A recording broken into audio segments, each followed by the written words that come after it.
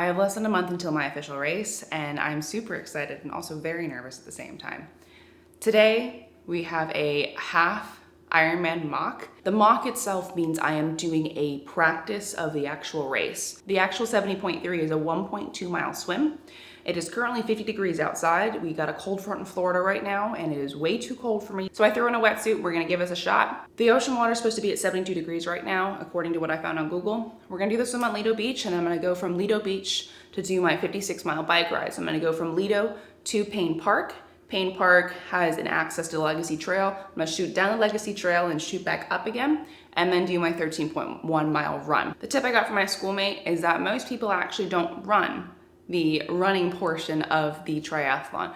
They want to try to, but the majority of them lightly jog it, so I'm not too concerned about doing a full-on sprint during the entire course of that. I have a lot of gummies, a lot of gels, I have a couple snacks with me as well. We're also gonna have a water bladder over the course of that, and a couple water bottles with me, so hopefully that will be enough liquids and fuel for me over the course of the entire day. I do have a certain time window to get this all done by, so we're gonna hope and pray that I get this done within that window. So by time, I mean I have to get it done within an 8-hour and 30-minute time window. So the goal is now 7:40 in the morning. The goal is to start at 9 a.m. So from 9 a.m. until about 5:30, I have to finish the entire thing. Sunset's at 5:30, so we're gonna start in the morning when it's a little bit warmer out because it is 50 degrees out, and we're gonna end with the sunset. I have CO2 cans, I got a spare tire, I got enough gummies and gels and everything to fuel probably a small little 5K army, and enough clothes to change as well. So I have the swim outfit I'm currently wearing right now. I'm gonna be changing into a biking outfit, so padded shorts and a sports bra with sunglasses and my water pack. After my bike, I'm gonna transition to my run. So I'm gonna switch into different shorts, not padded, they're not comfortable to run in. Keep the sports bra on, and then just change out of my running pack if I'm out of water, and just keep a water bottle with me, and then throw on a running belt as well, so I have a little extra snacks or gummies along the way. The thing about a mock is a little bit different. I don't have anyone pacing me, I don't have anyone doing the entire race with me as well. So it's basically just me against myself this whole time. But for me to try this and to see if I can get the entire thing done within the time window is the goal. So we're gonna give us a shot and see how it goes.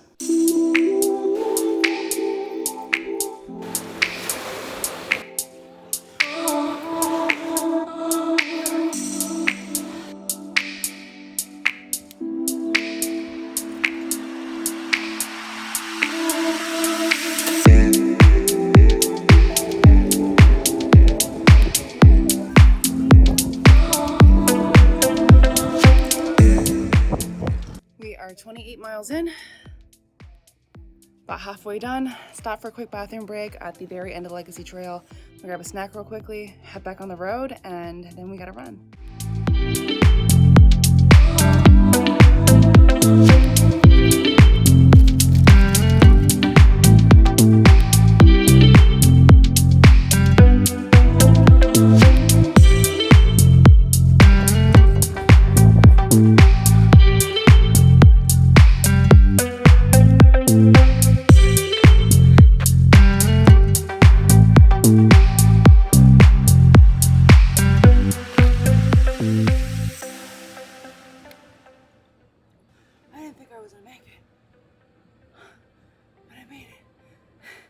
So yesterday I completed a mock Ironman 70.3.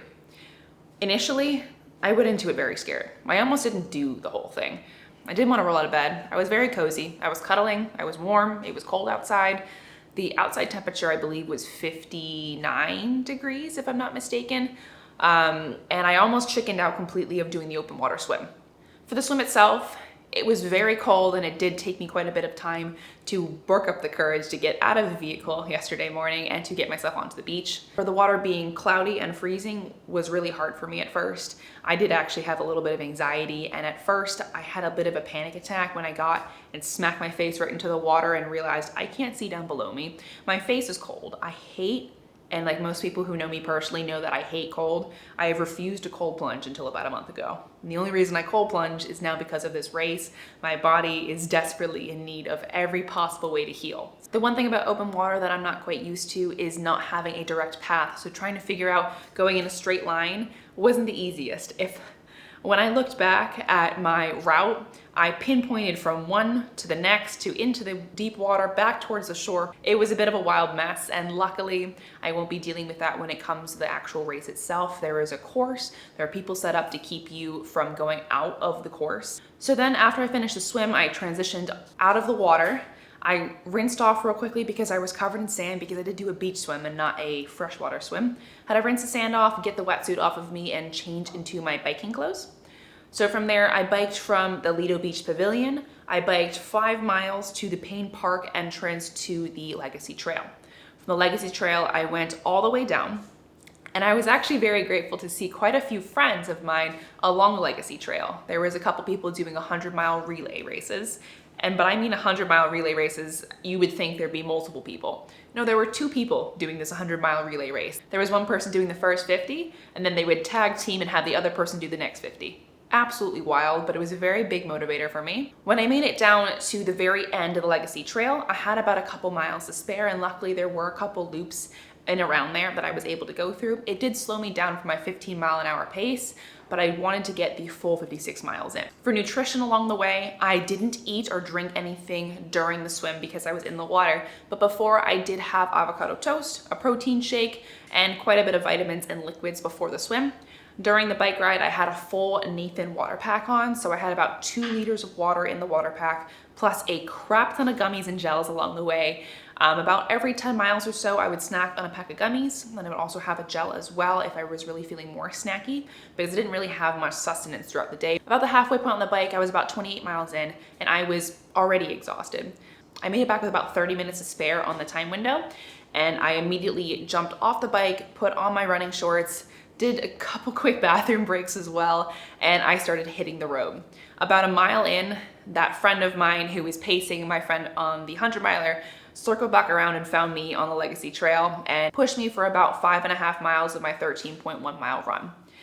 Thank God for him, because if he hadn't joined me, I wouldn't have had the motivation to even run at that point. I was exhausted, my legs felt so weak, I felt so weak, and I also ran out of water, because the one thing I didn't do between my bike and my run transition was I didn't fill up my water pack. I had drank in all that water during my bike ride because I was pushing and sweating out so much liquid, but I didn't think to refill it. I thought I still had plenty of water left, so very grateful for that. We filled up my water, I put some more electrolytes in there, and I kept snacking along the way. At about 6.5 miles, he did have to leave because he has a family, got to take care of, and he already paced someone else beginning that day. So I had to endure the rest of it by myself, but I was very grateful to have had quite a bit of time window left, and I did make it back with about 12 minutes to spare.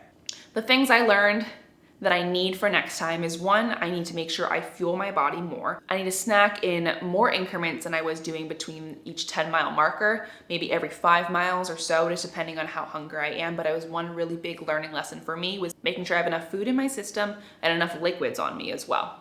Another thing that I learned from this was that I snot like a monster whenever I'm on the bike. I didn't have anything to wipe it off with, so I kept snotting and blowing my nose into my hand. Definitely didn't make sure I have a rag, tissues, or something along the way, or just a plain t-shirt that I can blow my nose in. Because going from being in the ocean and swimming to being on a bike with wind blowing in your face, your nasal, or at least my nasal cavities, were not handling it very well. The last thing I learned is that it's incredibly important to have people in your corner. Without the people who were dropping things off in between changing stations, the people who were pushing me along the way, both a shout out to Sage and Alex for being there and pushing me when I was going through the bike and the run itself. I can only do so much by myself, and without the support and the love and the community that I have found through the fitness community, I wouldn't be where I'm at today. So I just want to say thank you to everyone who has been pushing me and who has been supporting and watching me thus far. I'm very grateful for you guys. So in total, we were able to complete the entire thing in 8 hours and 18 minutes with 6 seconds, almost 7 seconds. The time cutoff for the Ironman 70.3 is an 8 hour and 30 minute window, and I was able to accomplish that. So I'm very excited for this race, and to be able to do this without any motivation initially in the beginning from 1, the swimming portion, 2, barely any of the biking portion, and then a little bit on the running portion, I know that I will be able to do a lot more, a lot better, and a little bit faster when I have other people racing around me. more people yelling at me along the way and pushing me along the way. And just to be in that race environment is something that I am very good about because I'm a very competitive individual. As of the day of completing my mock Ironman 70.3, I have 3 weeks left until my official race. For the remaining 3 weeks, I will be tapering down slowly and decreasing the level of endurance so my body has time to recover, because today, I will admit, my body is exhausted. I've taken at least one nap. I might take a second one later, just depending on how I'm feeling. I am refueling as much as possible, but rest, recovery, and making sure I actually go cold plunge is the most important thing for me right now, so I'll be doing that. Thank you everyone for watching and supporting. I'm incredibly grateful for anyone who takes the time out of their day to watch my videos, to comment, to subscribe, to support. Every little bit means the world to me because I wouldn't be here without you guys.